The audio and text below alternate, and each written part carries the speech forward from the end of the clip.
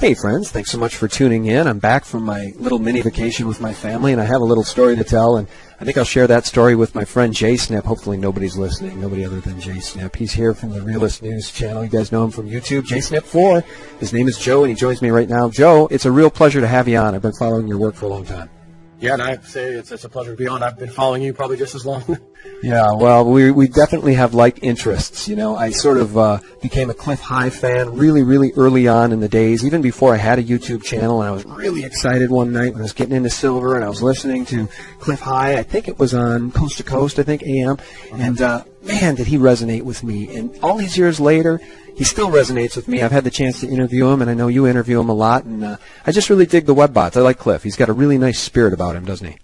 He does. I was kind of in the same boat before I even started doing videos as well, which I think I had my first couple at the end of 2009 as far as YouTube goes, and it was before that I was following it, but I know in the very beginning those things were quite expensive at first, and I'm like, I'm not paying $300 or $350 or whatever it was to get this report, but I'd hear pieces and parts of it on websites, and I'm like, oh, that's interesting. And then he would come out, and, like you said, be on a radio show or something, and they talked about the space shuttle coming in, back into orbit, and it blowing up, and it was kind of in the data. They mistaken the word ship, thinking it would be a ship in the ocean, not a spaceship, and they got the latitude and everything right, and I was like so blown away by that. I was just like, okay, I got to follow this thing around and see where it goes. And then just over the years, we kind of became friends and stuff. So yeah, he's a cool guy. Yeah, he's a cool guy. And now he's been predicting, triple-digit silver for a very long time, and perhaps even this year. Do you want to talk about that a little bit? What do you know as being the current prediction for the price of silver? And what do you also make of Bitcoin having really bounced all over the place now? And they're talking about this upcoming fork, which I think means like a split. Like it ultimately end up with double Bitcoins, one on one exchange, one on the other. It could, yeah.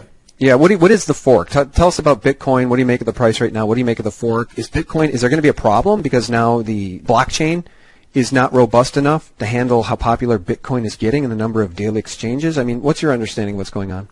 That's part of it. And they're saying basically because the block size and stuff is too small, whatever. But if you have a Bitcoin, now there's BTC, which most of us, including myself, thought was just short for Bitcoin. But it actually stands for Bitcoin Core. That's what the C is at the end, Bitcoin Core. And then this new thing that you're talking about, that might be a fork, and it's a might. It's not for sure yet. That's Bitcoin Unlimited, so that's BTU. And at first I was like, oh man, excuse me, if one goes up and the other one goes down, am I in the wrong Bitcoin? What if I got Core and the Unlimited goes up, or what if I sell some of my Core to get some Unlimited? So I was kind of delving into this. It's kind of new to me. As long as I've been following Bitcoin, I'm like, oh, no, not this. That's all we need. Bitcoin's doing fantastic. It's breaking records. The webbot's been calling all the moves, all the prices very accurately. So I'm like, man, this is it. And then we hear about this Unlimited thing. I'm like, what is this? So I had to do a little research myself, reach out to several people. And what I've gathered is that if it splits or forks, you will have a Bitcoin Core and you will have a Bitcoin Unlimited. However, they use the same server, essentially like the servers right now are the same transactions. It's all the same. They're all linked up. So essentially, if you have 3 Bitcoin right now and then they do the fork, what they're saying online is you will also get 3 Bitcoin Unlimited automatically. It's just going to happen. So you'll have 3 Bitcoin Core and 3 Bitcoin Unlimited. So one way or the other, you can't really lose. Now that's in a fork situation. If it does not fork and they choose Bitcoin Unlimited, again, it's all the same blockchain transactions that have happened since I think 2009, when it started or whatever. It doesn't really change any of that. So you log in, you may have to get a different wallet or something, but essentially you're going to get the same Bitcoin you've had one way or the other. So if it becomes unlimited, essentially you'll be kind of switching over to that, but you're not going to lose.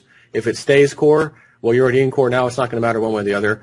And there's these basically huge arguments. Which one's better? This one's superior for this reason. But then they released they were doing some testing with Unlimited, and it got hacked, and the server nodes went down. And see, we told you, all I know is I don't think it's going to matter one way or the other. It's just Bitcoin is going to be Bitcoin, whether it's Bitcoin Unlimited, Bitcoin Core.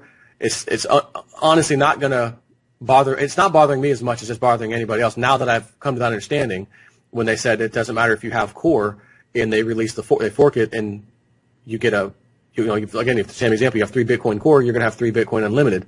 So I thought, well, I'm hearing people selling off 90% of this guy is selling off 90% of his Bitcoin in preparation, but I'm like, what's the real difference? If you have 3 of one and you get 3 of the other, but the other one's the one that does well, who cares? You have 3 of one and you have 3 of the other. So, and then I had someone email me like, well, that's not exactly right. Can I email you or whatever? Because they just hit the contact button on my webpage. So I'm like, all right. I was like, yeah, send it to this email, but I've never heard back from them. So I don't know if there was some kind of clarification that I was missing that I needed too. But as far as Bitcoin goes, the whole world is getting into it now, especially in China, because all the capital controls constantly trying to keep the money inside China. They don't want their people putting their money outside of that system over there. And the people are realizing this is so easy. All I got to do is download a free wallet to my computer, to a software program, let the thing synchronize for several hours, since it has to backtrack all the way to 2009 with all the transactions. And then they can send them to some account somewhere else. They can buy stuff online. They can, they're buying real estate in America. I don't know. I'm not going to say that I know that they're using Bitcoin to do so, but that's one thing the Chinese government doesn't exactly want their people doing, coming over here in Canada like they are, buying up a bunch of real estate things. They want to keep it over there. So Bitcoin's kind of the new age, if you will, gold and silver, with almost the same properties as, hey, I'm getting a little scared over here. They're devaluing my money in China several times now. I want to flight to safety, but it's hard to do, things outside the country, investments, and buy assets outside the country. So what else do I have? Well, I could buy physical gold and silver, but, what if I get robbed, or what if, who knows what goes through your mind? Oh, I can get this thing and download it to a wallet on my computer and then make a copy of it on my USB thumb drive as like a backup safe security thing. Man, that's easy because I can just transfer that anywhere. I don't have to go to a coin dealer and, hey, let me drop off my, I got 10 ounces of silver I want to sell you today. What's the spot price? What are you going to give me? So I can see why they would want to go to that. I'm honestly banking on both silver, gold, and Bitcoin doing very, very, very well in the future as the paper currencies pretty much crash and burn. And it's a race to the bottom. We're going to devalue. They're going to have to devalue because, again, trade wars. And what has Trump been telling us? Hey, the dollar's too strong. The dollar's too strong. Oh, and Chinese, you guys are the manipulators. You're currency manipulators. He's kind of gearing us up for this, what I think is going to be the ultimate trade war. And when you have a trade war, what makes it a trade war is essentially you want to export to the world and they want to export to the world, and you got to compete. And I'm telling people on my channel, look, they've got an army of people that are slave laborers. They're used to this, working for pennies on the dollar every day. And we have our American lifestyle over here. We're not going to compete with that, so you can devalue all you want. And they'll just keep devaluing. So you're going to be a race to the bottom, and that's usually when precious metals, come in and basically save your financial livelihood. But I also think, and I think already been proven, if you just look at the price of Bitcoin and the massive amount of transactions taking place specifically in China with Bitcoin, that people are choosing Bitcoin and precious metals to keep their financial livelihood safe. And I don't think us, guys like us, we talk about this stuff on YouTube, but who knows what they do in China? I've never heard of anyone talking like, hey, Joe, I'm Chinese and I know, so, there's people like you guys out there in China that do the same thing that like you and SGT Bull do, and they're saying the same thing. I've never been able to find that, but it's obvious when you look at the massive amount of Bitcoin transactions taking place in China, while simultaneously they've devalued a few times and they've, put the smackdown on their citizens with the capital controls and things. So, I'm a big fan of Bitcoin, and I'll be honest, whether it goes the Bitcoin Unlimited or stays Bitcoin Core, all I care about, honestly, is Bitcoin, period. Yeah. Well, it's a bit of a branding nightmare to have this fork now conversation happening. BTC, BTU, Bitcoin was already really confusing to newbies. Anybody who's just thinking about starting to dabble in, most of our friends, neighbors, and colleagues haven't heard of Bitcoin, right? If you want to go to a party in your neighborhood right now, have a Bitcoin conversation. I wonder if you'll find one person in the room you could have that discussion with, which, actually leads me back to silver, but let's just flesh out the Bitcoin price. Didn't Cliff say that sometime in the next couple of years it could be $13,000 Bitcoin, according to WebBots? Actually, if and again, I always have to say this, if the data is right, because his reports are not 100% accurate for sure, but there are a lot of things in there that are accurate, that it's better than chance. So if it's better than chance, that means there's something to it. Mm-hmm. But having said that, when it comes to the topic of Bitcoin and the WebBot, I have never in my life, as long as I've been following that thing for years upon years upon years, have I seen it nail something so perfectly over and over and over again. Price moves, pullbacks. Remember the 888 prediction? The 888 prediction. Also the Chinese yuan prediction of 88.88, which was when we hit $1,291. That's what their price was at that exact moment. And 1291 was also in the data with it, saying that 1291, the Chinese will see 88.88. We keep seeing that. But anyways, it's essentially forecasting.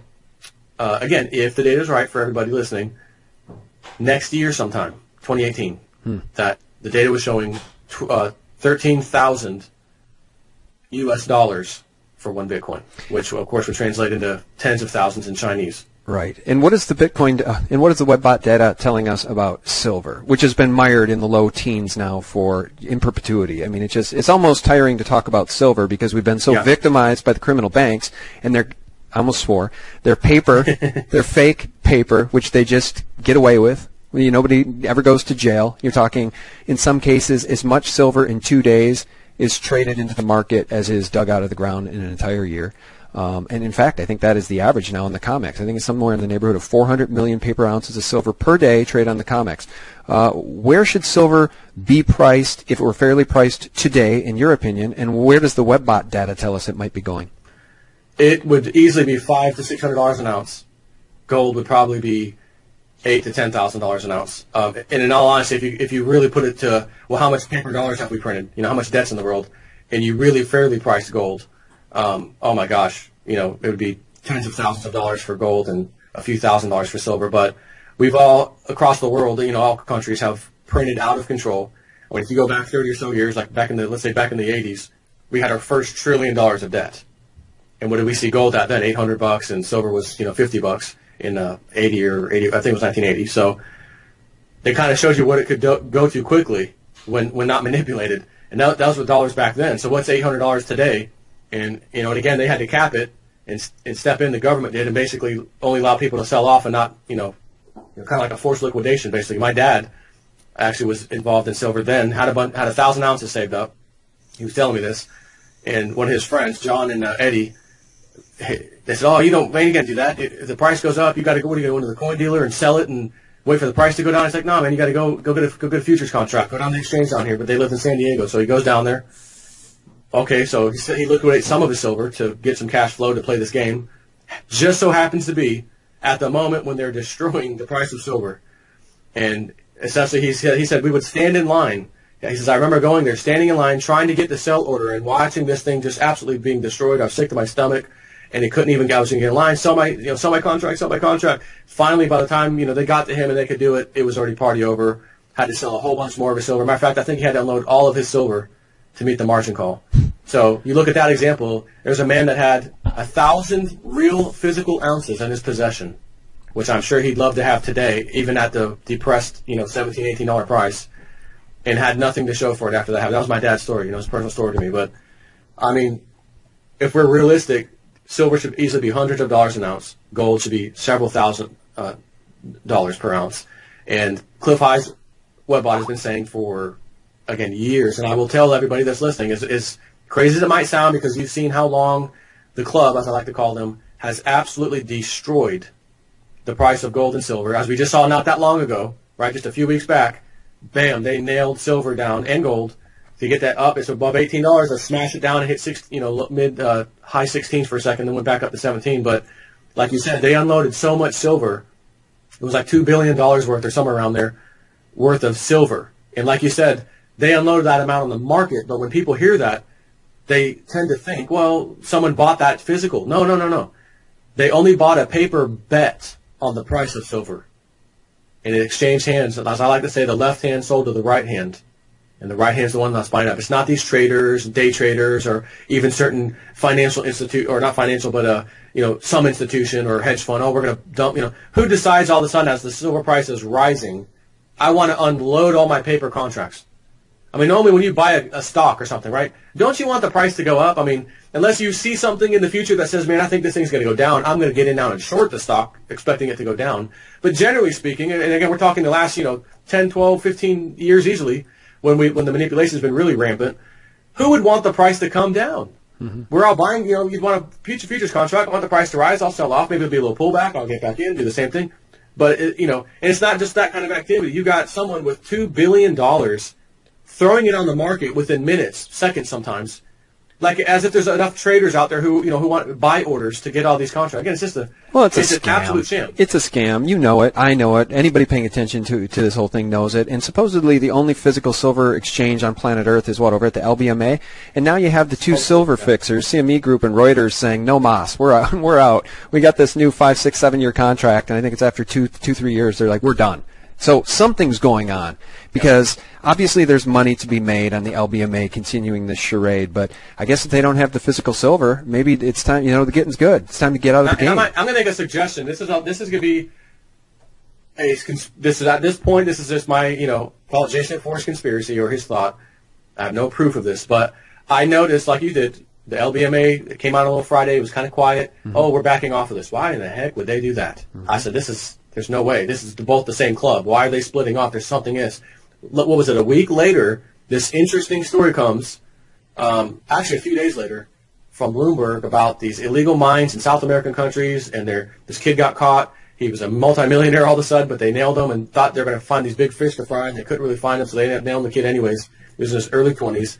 He was selling all this gold to a company in Miami, Florida, which just so happens to supply the LBMA with gold. Mm-hmm. So I thought to myself, I wonder, because normally when gold comes into a country, into a facility like in Miami, it's absolutely be accounted for. We know where it came from. We know the weights. It's assayed, everything. I mean, you're not just going to put gold in here that no one knows where it came from.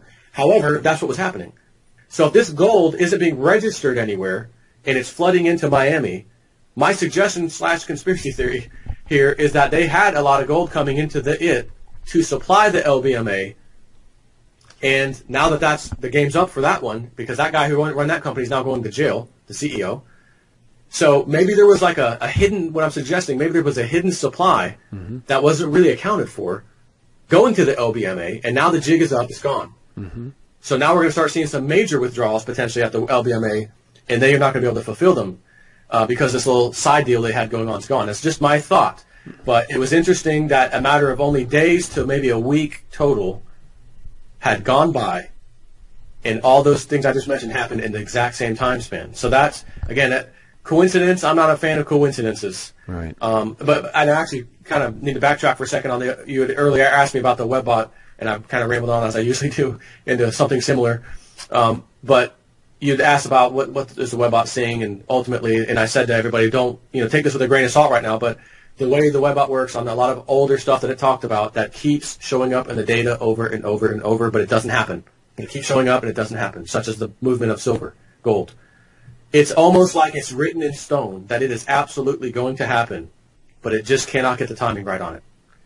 And the prices that it said we would see would be up to $600 at one point, and it could go way higher because there was a little bit of data coming in saying that it was going to start going towards parity with gold at one point because there was going to be some kind of panic, right? A sheer panic to own it, and then it would settle back down where it belonged. But when I say belonged, it would be hundreds of dollars an ounce. So when I keep seeing that stuff coming up in the data, it hasn't happened yet, but it keeps coming up. It hasn't happened. It's telling me it's going to happen ultimately. And he said, you'll know when it's starting to come because you're going to see. And he said, when you start to see this, you better make sure you have your silver or your gold or both. And I'm here to tell you, silver is going to perform better than gold, so you might want to look at silver mostly. But you would see a $5 per day movement on the online exchange, the COMEX, for the price of silver.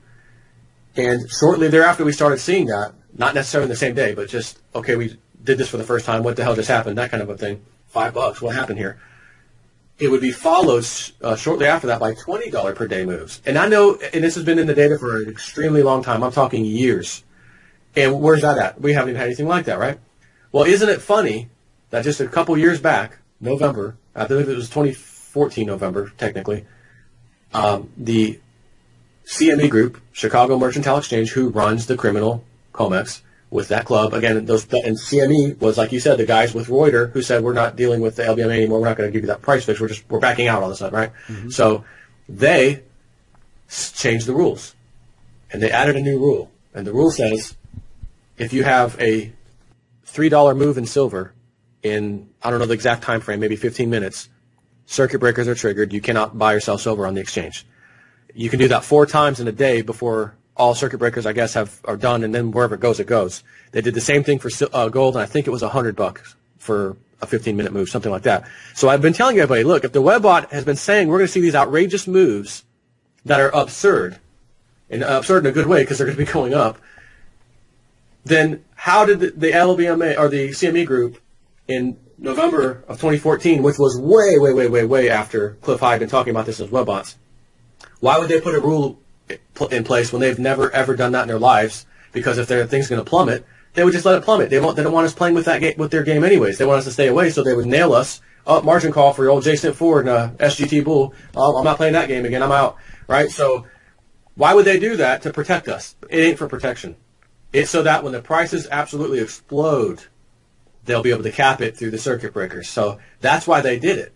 So that means they also know that the jig will be up at some point in the future, and they're preparing for it in advance. Now, granted, that was 2014. Here we are pushing 2017 now, and I get it. It's been a little while. But they're always going to have their ducks in a row. They're going to have everything ready to go. So it's just an easy transition. It'll happen one day, and we've already got taken care of. So my question to everybody who thinks it's absurd to see hundreds of dollars silver, two things. Number one, you're going to have a potential trade war / currency war with China and other countries if we're going to be all competitive all of a sudden under Trump. That means we have to devalue the dollar. Has Trump said anything about that? As a matter of fact, he has. Numerous times. It's too strong, it's too strong, it's too powerful. Now Stephen Mnuchin's repeated that a few times. So they're telling us, essentially, we're going to have to devalue. So it's not that in today's dollars right now, $600 silver. It could be, we just had a 50% devaluation, and silver happened to be at $150. Now it's $300. And then, they're fighting again with the trade war, currency war. We're going to have to do it again. And then it goes up another, it's $400 now. So that's the difference. And the good news about something like that is that any debt you have, house, mortgage, credit cards, car loans, student loans even, should you have had some silver on the side and this kind of thing happens, or even maybe an investment and it does great because for the same reason, all that debt stays the same in the same value, the same old dollars. So if you owed $5,000 on your credit card, it's still $5,000. Oh, let me just sell a couple of my coins. Pay it off. Done. Right. Right. And, as we stay on this track, I want to ask you about something actually very significant that just happened recently. Rockefeller, the father of the New World Order, right, the father of so many of these international criminal banks, one of the main families behind the founding of our Federal Reserve System, which has really looted the American people through its policies of deflation and inflation and, debasing the dollar and all the crap that they do in private, and they're answerable to no one. David Rockefeller, by all accounts, was certainly a multi-billionaire, but potentially worth even far more than, just billions of dollars. It's multi-generational family banking wealth. Okay, so way more money than Bill Gates is worth. That's one lifetime's worth of wealth. The Rockefeller empire was built through banking and printing fiat into existence out of nothing. His money couldn't save him. Where do you suppose he is now? What happened to old Rockefeller's soul? Yeah, that's a good question. I wonder if he was asking himself that as he was laying on his deathbed. You'd think, wouldn't you? All these things that I've done, where am I going to go? And I've heard these people talk, these, the elite, they've got, technology to make them live forever, and they can transfer, their soul to, I'm like, come on, maybe in the future, but not right now. Old Rockefeller didn't seem to have that technology because he's done, but that guy, again, like you said, their family history, like you said, it's generational. These guys are not, nor to my knowledge have they ever been listed in any major publication like, Forbes or richest top 10 billionaires or the Billionaire Club, or you never even hear these people. Yeah, they're off the radar. They've got more money than all of the people they ever show in that magazine combined since its existence. Right, and they were actually agents of the Rothschilds. So with the Rothschilds, you're talking about even more mega wealth that was built in the previous 200 years to really anybody ever hearing of Rockefeller. I think it was the Rothschilds partnering with the Rockefellers and the Morgans to really implement the sneaky Federal Reserve System in 1913.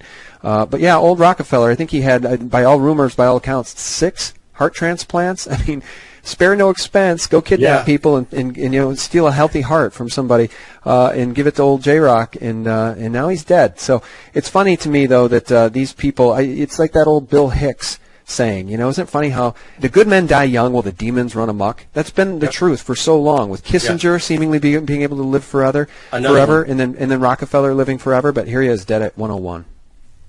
Finally. Finally.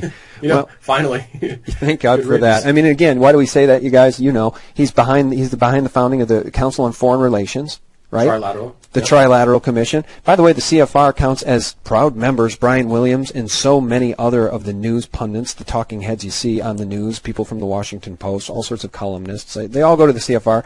You got Hillary Clinton herself thanking the CFR. I'm so excited that the CFR is now down the block. So when I'm at the State Department, I won't have that far to walk to get my marching orders. I am delighted to be here in these new headquarters. I have been often to, the mothership in New York City. But it's good to have an outpost of the council right here down the street from the State Department. We get a lot of advice from the council, so this will mean I won't have as far to go to be told what we should be doing and how we should think about the future. I mean, it's insane the power that the Rockefellers had and the influence that David Rockefeller had, and now he's dead. And he also founded the AMA and the whole this eugenics movement and the vaccines. Yep. And I mentioned in a previous video that we have a vaccine injury in our family, and it's just very, very heartbreaking, and it can make life very difficult. And on this recent vacation, we had to go through TSA, as everyone does. And I did not know this, but apparently a week ago, the TSA in all its wisdom decided to roll out far more invasive pat-downs. And yeah, and one of my family members got pulled aside and got that pat down, which led to a meltdown because he didn't know where to put that type of violation. And it was very upsetting to watch that happen. And it just speaks to the fact, and he, to his credit, was asking, why did people stand for this while he was in tears? Why did people stand for this? Why isn't everybody else in this airport upset about this? Yeah. We're just used to it. We just deal with it. We say something at first. We get upset at first. I've yelled, and then, okay, that's it. Then everyone else, well, it's not. It had never happened to me yet, so I really don't care. Until it happens to you, then you're outraged and you're upset. Why is everyone doing it? Well, because they haven't really happened. We haven't got pulled aside yet. And when I went to Mexico last year for that little surgery I've been telling people about on my foot, I sat there and watched the lady right next to me get the. Now, did they pull? When you say pull you aside, did they take you into a room or just literally pull you aside, like where people can see you? They offered the room. We declined. He declined, and they did it right then and there. But I assured him that I opt out all the time when I travel. Right? Yeah. And so I told him I've had 5, 6 of these. I said it's like a massage. It's really not a big deal. I didn't know they had done this more invasive thing. I just found out about this after returning from the trip. I mean, it was horrifying. I mean, it was double what I'd ever gone through, plus then way up into the crotch on both sides of the testicles and into the, short of sticking a finger up his butt. I can't imagine how they could have been more invasive. To get on a plane. To get on a freaking public transportation plane, this is what we have to deal with now in America. The supposed greatest country on the face of the earth. So they just don't like us from our freedoms and freedoms. I don't know if anyone wants to come here anymore for freedoms. I mean, if what you described is actually happening, it is. I know it is. Like I was saying, the lady I saw, they were all over her bra, and but they had a female TSA agent. So what? You're still touching the entire outside of her breast. I sat there and watched it. She didn't want to get pulled aside either. She sat right there, and I watched, and I was like, oh my God, like, are they really doing that in front of all these people? Like, even, oh my God. And she must have been used to it because she just stood there. Oh, no problem. All right, go on my way now. It's unbelievable. You know how they're going to move us toward the chip, too, right? Ultimately, they want to just give us all, again, it's this Rockefeller demonic system that's been built, this mark of the beast they want to move us toward. And so we are from one of the states, I think there was 4 or 6 states, that still do not have chipped driver's licenses because the people of this state didn't want that. Right? Yeah. So states' rights. We don't want your stinking chip. We don't want to be tracked. We want some measure of privacy. So we don't have chipped driver's licenses. There's a sign that says, and I don't remember what the date was, but let's just say it's in the fall of this year. If you're from these states, these 4 or 6 states, one of which is my state, you're going to need a new national ID card or an upgraded driver's license to travel. Your current license will not work. You will not be able to fly in the United States without a chipped driver's license. And that's how Trump does something about that. Yeah, and I hope he does. He hasn't done anything about the TSA sticking hands up people's butts. I mean, that's very true. Something needs to be done because to say it was invasive is an understatement. It was outrageous. And I wanted to ask you something else too. I know that you are a real estate guy, and I say that to the degree that you're really informed about the criminality of the banks, right? And all the fraud that went on with the mortgages and the mortgage fraud leading into the collapse of '08 and leading into the even bigger collapse. And I know that you were able to, I think, and we don't have to get into this in detail, but basically ask your bank to show the note. And they, basically couldn't produce your note. And I think you lived in your home free of mortgage for 5 years? And then, because you were smart enough to figure this out and do it, didn't you also get a settlement from the bank? So I know you're really smart about real estate. We can talk a little bit about that. But now I think you're on to this idea that there's going to be a huge, huge, huge mega collapse of real estate because it has only been propped up by what I think you think is money laundering. So just a little bit about that past briefly before we run out of time, and then let's talk about the current state of real estate and money laundering. Yeah, so to leave where we left off, or pick up where we left off, yes, I saw the game, the bankers printing money out of thin air, creating loans out of thin air to give to people. But if you don't pay it back, they get the property. But it was just an accounting entry on their books. So why do they get the property? Like, what's happening here? I see all these people getting foreclosed, 2008, 9. It's an epidemic, and everyone's, oh, I'm down on my luck, I'm leaving. No, don't do that. Why are you leaving?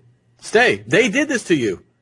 You left because they did this to you. They allowed these people no job, no income, no credit, ninja loans. You're approved.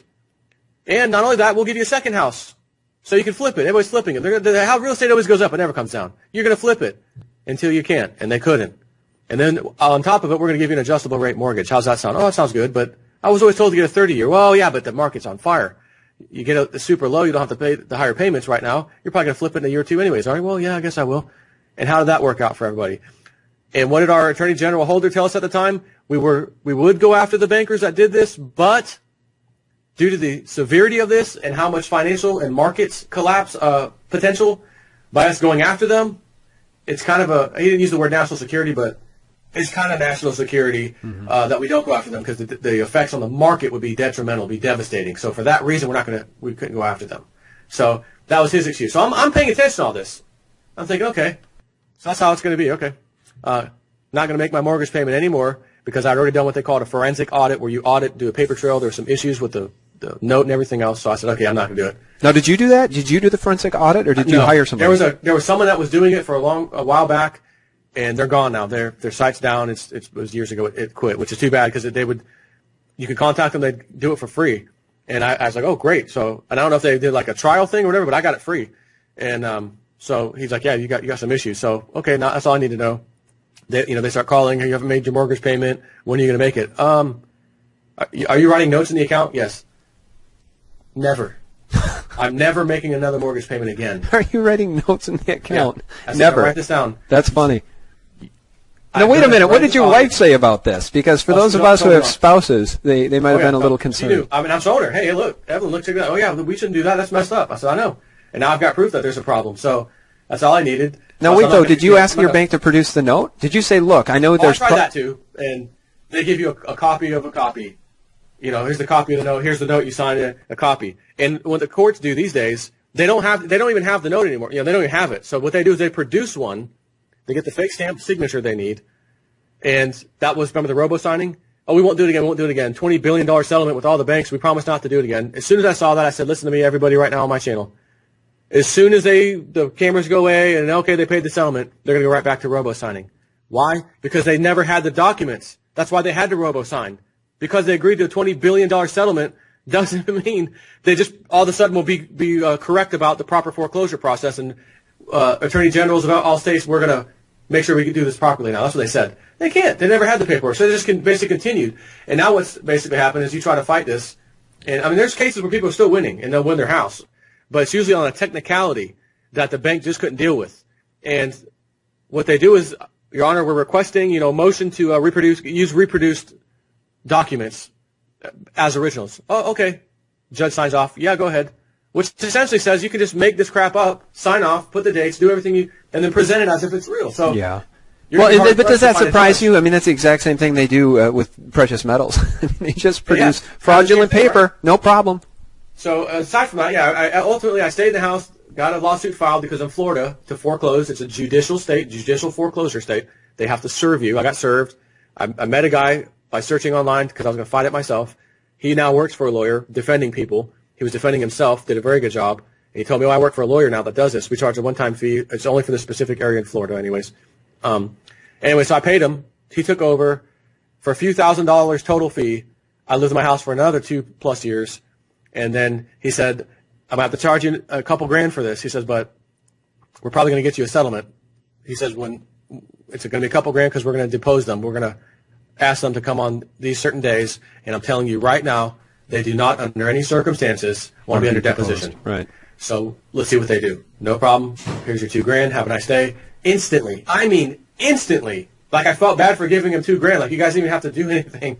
But, lawyers, whatever. So here's the $2 grand. They want to make a settlement with you. And in the settlement, they will never, ever, they promise to never, ever go back after you for a deficiency. It's not your responsibility anymore. It's not their responsibility. They just want to be able to foreclose and you get out of the way. You agree to the foreclosure, and we will give you a monetary settlement. And he said, by the way, which I can't discuss the amounts on this video, but he says, by the way, the amount they offered right out of the gate is more than I've ever heard of for like a cash for keys or anything like that. And my advice to you, he says, take the money and run. And I'm like, well, it is an older house. It was our starter home anyways, and to be honest, whether I could have stayed there or not, and fought it, because he's like, we could easily beat them, but they'll go dot their I's and cross their T's, and they'll be legally able to do the foreclosure lawsuit properly, because we got a few things on them right now that we could crush this. But they'll ultimately get it right, and then they'll do it again, and you're going to get kicked out because, again, the way the courts are citing reproduced documents, no problem.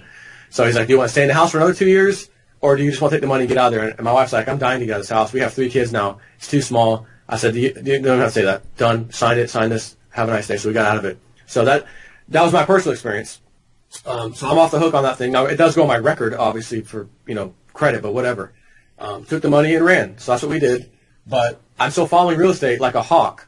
And we have all this, there was 2 cities that a certain agency in the government, I don't remember what it was called, was created for like a year and a half ago to look, just to see, is there anything fishy in the real estate market in these 2 hot cities? And I don't know if it was in the same state. I think it was in 2 different states. And they found at least 30% of all the transactions over the last, 20, maybe 2015, but 2016 until now, absolutely 30% of all sales, home sales, real estate, laundered money. Now, we have that issue, but then I ask, well, that's 30%, so that's 1 out of 3. What about all the foreign people dumping their money, like the Chinese? We keep seeing that. So how much of this is real Americans, with money and down payments and, everyone's living the dream? And my conclusion is hardly, or not, I should say hardly any, but not as much as you would think. So at the end of this little trial thing with these 2, this was like a test trial for them to see if there's anything here, because if there's not, we'll just close the program down. They found out that absolutely, so they ended up putting 6 or 7 new cities to see if they matched those other 2. And by God, they did. The same level, 30%, have a nice day. So we have this fake real estate boom brought in by money laundering. And then, again, I have to ask, well, what about the other issues of other foreigners like the Chinese coming in? How much of that is included? And I tell people on my channel the other day, a few times, like, go to Zillow, wherever you live, and I live in Florida, zoom in, like, just, you can filter it out, 3-bedroom, 2-bath, whatever. I don't really put anything in there. Just show me all the houses for sale. I want to see all of them. And then you can zoom in, and the red dots are houses for sale by somebody or a company, and the blue ones mean it's a foreclosure, pre-foreclosure, or an auction, essentially. And as you zoom in, the blue ones start popping out like sore thumbs all over the place. And I'm looking at like a square block, and I'm seeing massive for sale red ones and massive for sale blue ones. And I'm like, wow, where's all this? This is a ton of real estate on the market. And I'm looking at a lot of them listed, Zillow, 289 days, Zillow, 512 days, no buyers. So it's just like this glut of real estate on the market, yet I'm seeing these supposed numbers telling me that real estate's still on fire. There's lots of sales. Look at the sales numbers. I'm like, something's not computing here. Something's really wrong. And it might be a combination of fake numbers, once again, from the government, and in combination with whatever the real numbers happen to be, 30% or whatever the percentage is on the real numbers of these are not even legitimate. Somebody or some entity or some drug dealer or some powerhouse from another country or whatever it is, laundered money. They're dumping it into real estate. So this cannot end well. And we got rates rising. What happens when rates rise? The mortgage prices, what you pay monthly has to remain what you can afford. Well, if rates rise, it costs more because you're paying the bank, once again, the criminal bank, you got to pay the criminal bank more money. So here's Janet Yellen raising rates when she should not be at all with the data. Well, the data's noisy. There's a lot of noise in the data. Noise? There's a lot of noise coming out of your mouth. I don't know about the data. Yeah, it can't end well, and I know we've been talking about this collectively, in the alt media for a very long time, that, well, we know everything was stitched together with the bailouts for the banks, right, the TARP funds. So they stitched it all together, and now the bubble's even bigger. So when you say it can't end well, it's essentially an understatement. I mean, it's going to end very, very, very, very, very badly, and I think it could end very, very quickly. And I continue to point to that 2018 prediction by the Rothschild's 1988 Economist magazine cover, get ready for a world currency. So a phoenix is rising from a burning pile of fiat with a gold medallion around its neck, and emblazoned on the medallion is the year 2018. So right around the corner, and my question to you, Jay Snip, is Well, Rockefeller's dead, so screw that guy. Are the Rothschilds going to get their prediction? Will we see this happen in 2018? Or, pray God, have they lost control, and will they too go down? I sure hope so. Well, I'm not sure if you're going to be broadcasting my video or just audio. First of all, do you know? Oh, your video, absolutely, yeah. Okay, because on the screen right now, you will see the 1988 cover of the magazine. And it has the phoenix rising from paper dollars of different countries' currency. So it's not just U.S. dollars. All countries that have paper dollars. Around it is this giant gold coin, 2018, and it says 10 on it. And it has a little 0 with a little line through it.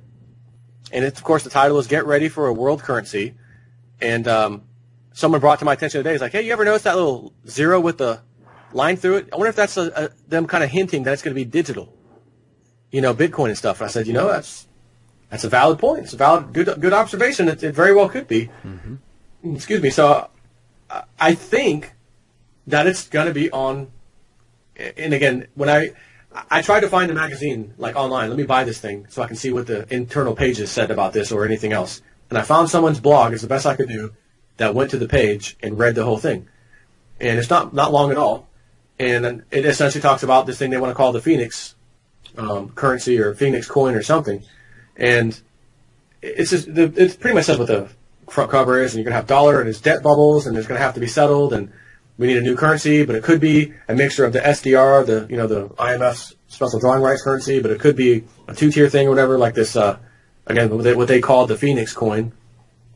And it does make me wonder. I wonder if it's, Bitcoin backed by gold, international transactions backed by gold or something. I really don't know, because from what I've heard also back on the Bitcoin Unlimited thing, that there's a lot of people saying it's actually the Chinese government pushing behind that one, not Bitcoin Core, but the Bitcoin Unlimited.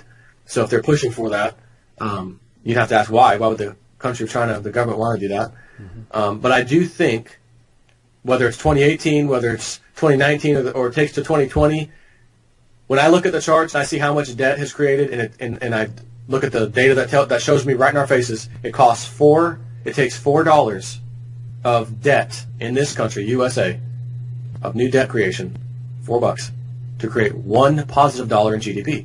Mm-hmm. That's not even kind of sustainable. So we're going to be piling on debt while getting nothing. I guess the old saying about the guy shooting drugs in his army. So it feels good at first, but then you get to the point where you're just constantly shooting and nothing's happening. So I think once we get either close to that or actually experience it, there may be some breaking news where we're going to work with the world on a new currency. China devalued and the U.S. devalued. And do you guys remember we had this year-long trade war, and it was devastating to our economies, and the people were suffering? We've agreed to come to a new world currency because we'll never have a trade war again with the currency devaluations. You can't devalue the same currency everybody's using. So, it's a good thing. But none of us are going to want to accept that unless we felt some financial pain. So I think the burning dollars and the debt that they're showing in this magazine cover is that pain that's going to be coming. Well, I think you're right. And I think what's really incredible about it, and that's why I bring it up all the time, is that the prediction is now 29 years old. So 30 years ago, they were prescient enough, omniscient enough, right? All-knowing enough. They controlled the Economist magazine, the Rothschilds. So what do the Rothschilds do? What do the bankers like? This Illuminati New World Order system in their Hegelian dialectic, right? Problem, reaction, solution. Order out of chaos. And the key word there, guys, is chaos. Get ready for global currency chaos, because then the phoenix will rise from the flames. And that's exactly what they were showing us now almost 30 years ago. And the date is 2018. What are the chances? What are the chances? What an interesting conversation, man. I really like you. You're a good guy, and it's a pleasure to get to know you better. Can you tell people about your channel and what else you got going? Yeah, just search for honestly, you can search for Realist News on YouTube. I'll show up. My actual name on there is J, the letter J, Snip, and the number 4, J Snip 4. But again, you can just search for Realist News. You'll see me all over the place because I've got so many freaking videos. I used to tell people, I do 1 or 2 videos a week. Then it became 1 a day. Then it was 2 a day as of last year. And then by the end of last year, I had so much stuff coming, and I'm like researching. Oh my gosh, I need to tell people, 3 a day easily. Now 3 videos every morning easily. I can't believe there's that much stuff going on. So like I say to everybody else, there's a peak, there's a climax to everything. So if I'm getting this flood of news stuff, news and activity happening, and we're getting to that peak, I think. So, yeah, listen, if you're ever in Florida or something and you want to, come by and hang out with old J Snip 4, I'd love to Oh, I'd love Happy to. round. Yeah, kick a beer back for sure, man. All right. Well, next time I'm in Florida, and if I can get past that more invasive pat down, that would be great. But, Yeah, for goodness sakes. yeah, I appreciate that. Okay, final question for you. Since you are all over the internet with your face, your actual name, I mean Joe, and you go to work every day, do you get teased as being conspiracy theorist, conspiracy guy, or are people getting up to speed? Because you've been right, and now people are starting to see that you were right years ago, you're right now, and maybe people are starting to wake up to the fact that we've all been, lied to by a willingly complicit, corrupt mainstream media. People are definitely waking up to that. Are they waking up to these other things you talk about as well? Yeah, it's always a slow process. I forgot where this saying came from, but it's like the truth goes through three phases. First, it is ridiculed. Second, it is violently opposed. And third, it becomes common knowledge. So all the media lies, the polls are fake, oh, that's a conspiracy. No. Follow the truth, right? It's now common knowledge. The polls are lies and the media lies. Now becoming common knowledge. So it just took a really long time to get there. And I remember talking to my buddy Frank at work at lunch. We'd go into the lunchroom at work, and we talk about all this stuff. I'm talking years ago, and we're keeping the conversation to ourselves, but other people around. And it got to the point where management was like, "Did you guys not talk about some of that stuff?" At lunch, and I'm like, "Yeah, you know what? Why don't we just start going out to lunch? You know what I mean? Just me and you. Yeah, let's do that." So that's what we ended up doing. Because, what we talk about can appear to a lot of people, it's doomy and gloomy. We don't want to hear that. We want positive. You guys are at work. Let's be positive. Let's produce. Let's make sales. I get it. But a lot of people still have that mindset that everything's going to be fine. There's nothing to worry about. But there are still people waking up every day. I look at, my stats or whatever on YouTube, and you question yourself and your sanity sometimes. Am I doing the right thing? And, are people coming to me, or am I losing subscribers? Like, am I talking crap or what? But, the data is telling me I'm not. Well, I'm pleased to say my numbers keep going up. I know yours do too. We got to be doing something right. So that means more people are coming to us. So I think it's just a trend. It's a movement. And unfortunately, and that's the way it is for everything, the mass majority will never be there in time. So those of you who are, and you're paying attention to Sean and myself and others, pay attention, because we spend a lot of our time researching, finding sources, people who've been right, and looking at data, the data they don't talk about on the radio, they don't talk about on TV, and saying, look, this is hard, right? Not soft data, not Federal Reserve noise, soft data. Here's the real numbers. Check this out. What do you think is going to happen next? Oh, that doesn't look good. How come I've never seen that? I have people